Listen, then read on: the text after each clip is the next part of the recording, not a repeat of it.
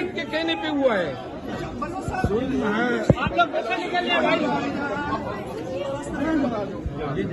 साहब क्या कहना चाहेंगे, अभी आप यहाँ पहुंचे हैं पार्लियामेंट में, यहाँ से गिरफ्तार किया गया था, क्या कहेंगे? आज तफसीली बात हम पार्लियामेंट में करेंगे और सारे हक़ाइक़ बताएंगे। आईजी साहब आईजी साहब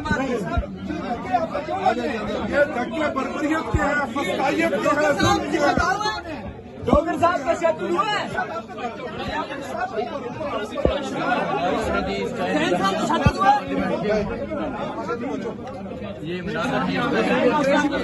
ये साहब क्या कहना चाहेंगे आप? इमरान खान जिंदाबाद।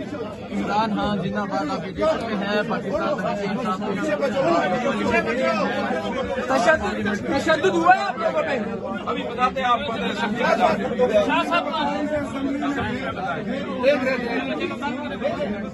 एक लास्ट बस